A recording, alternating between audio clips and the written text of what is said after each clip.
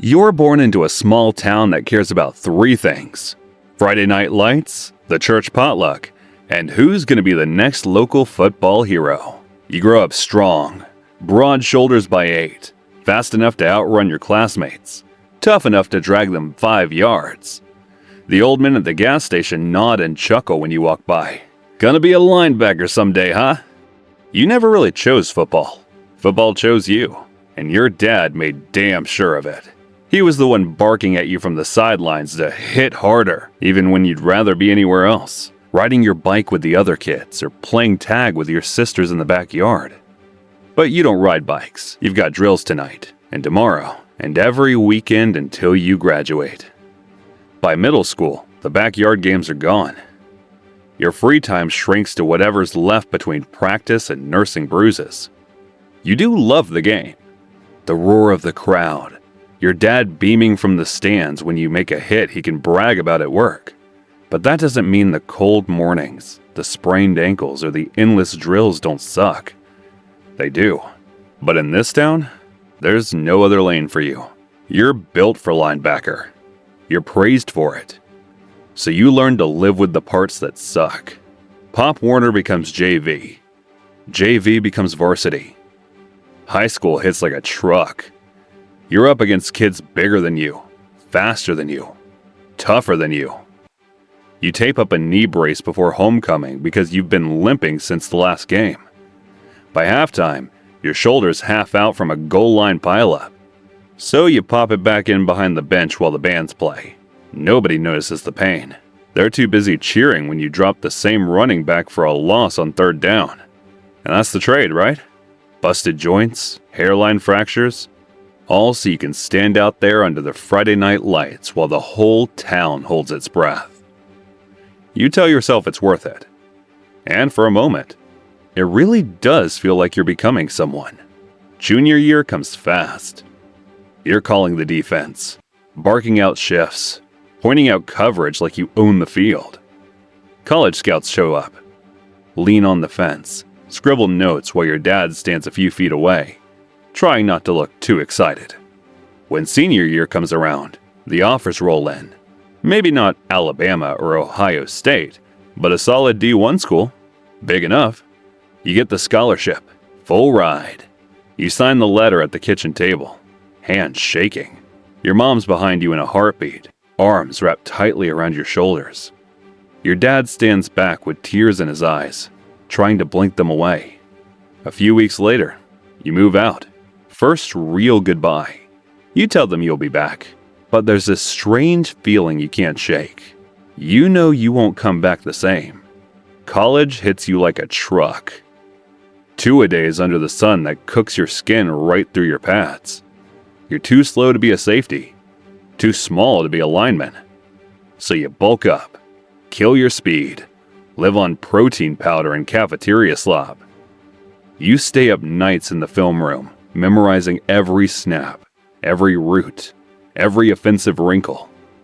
When you mess up in practice, the coach reams you out like you just cost him his job. Saturday comes. First game. Home opener. You line up helmet to helmet with a running back who looks like he's been benching cars since middle school. He plants his cleats, eyes you through the bars, dares you to hit him. So you do. You fill the gap, knock him back 3 yards, roll off with grass in your mouth and the whole student section chanting your name. For a second, the pain is gone. For a second, you're invincible. Sophomore year comes fast. You're the captain of the defense now. You point, bark orders, shift, cover gaps that aren't yours just to make sure nothing breaks loose. You ice your shoulder every week, tap your knee before the big rivalry game, pop painkillers like they're mints. Junior year, you're a captain now. Everyone looks to you when the game's on the line. You block 300-pound linemen and chase 4.4 speed tight ends like it's your job. Because it is. You're the highlight on the pregame show. You're the name the TV guys circle when they talk about impact players. You're sore every day. Your back spasms at night. But you've made it this far. Draft day comes. The TV's on. The phone's in your hand.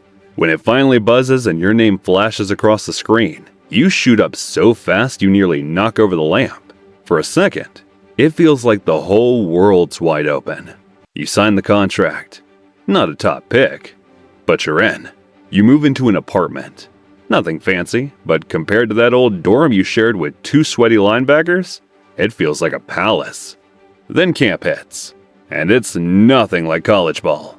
Every guy on that field was the best at his high school, the best at his college, the best in his state. No more weak links, just grown men fighting for the same snaps you want. Practice feels like game day. Film room feels like boot camp.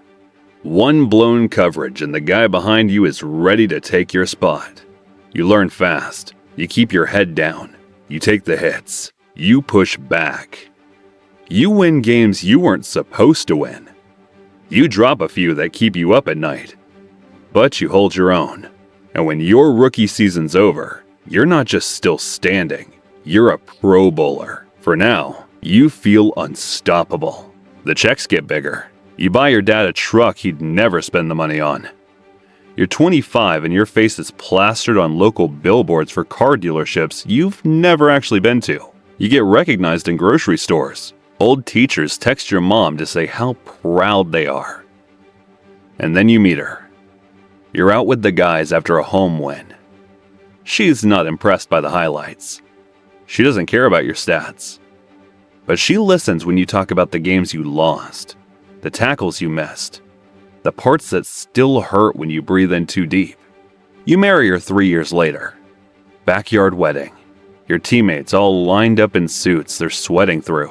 Time passes. Seasons blur. You're 30 now. A few playoff runs under the belt. You've got a kid on the way. Your wife's belly is showing under your jersey when she stands by the tunnel before the game. You sign the extension. Big money. Big house. Big expectations. And more time away. You stand on the sideline during timeouts, catch your breath and wonder, when your kid's old enough, will he ever understand why you gave up so much time with him for this?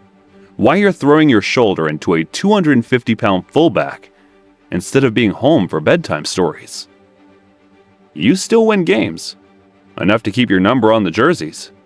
But the ones you lose, those don't just keep you up at night anymore. They sit under your skin like a splinter. One busted coverage. One blown tackle on 3rd and long. One tight end with 4.4 speed making you look like you're running through mud. Whose fault is it? Doesn't matter. The scoreboard says it's yours. Coach calls it a teachable moment. The fans call it proof you're cooked. Then the draft comes around. And just like that, you've got company. Depth, Coach calls him. Sure. Why does depth look like you did 10 years ago? Legs like pistons, chest like an ox. He calls you OG. You laugh it off. But you know what it means. The clock's ticking. So you grind harder. Think that old extra mile is enough? Think again. You pop painkillers before you even lace up your cleats. Your wife stays up late beside you while you're hunched over film, rewinding the same blown coverage, trying to figure out how your feet betrayed you. Your son's learning to walk back home. Guess where you are? On a hotel couch, knee wrapped up, some midnight sports show on ESPN replaying your slip on an endless loop. But you play through it all. The cortisone shots, the ice baths, the missed birthdays. Why? Because you still believe the old you is buried in there somewhere, under all that tape and denial. Your last season comes and goes before you can brace for it. You limp off the field after your final game, a playoff blowout. You stand on the sideline, helmet in hand, watching the rookie, your rookie, take the last snap. You pat him on the back, tell him, you've got it now. And you know he does. You didn't retire, not really. You just knew the phone wasn't gonna ring. No one more year. No late season tryout. No comeback story. The league moves on. It always does. You didn't play long enough to get that pension, but you made enough. So you pack it up, head home, and tell yourself you'll figure out what's next. You sit in the bleachers for your son's first real football game, and you're that dad now, loudest one there, yelling calls like your father on the sideline. He pretends not to hear you, but you see that grin when he makes his first tackle. It's not a bad life. You're home now. You get to watch him grow up. The kid you missed all those nights you were icing your back in stale hotel rooms. You're aging fast.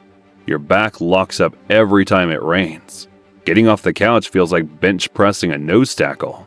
Sometimes you put on your old highlight reels, the same ones you played wearing that cracked helmet gathering dust on the shelf. The kid thinks it's cool. You know what it really costs. And when the lights finally go out, well, no one's surprised. One day you don't wake up. Maybe it's CTE.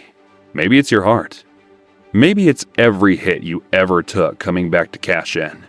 You don't make it past 60. Just another linebacker built to break. Your name fades. The reals survive. But you're just background noise now. Congratulations. You were the heart of the defense. The hammer they built the team around. And the world didn't even flinch when you were gone.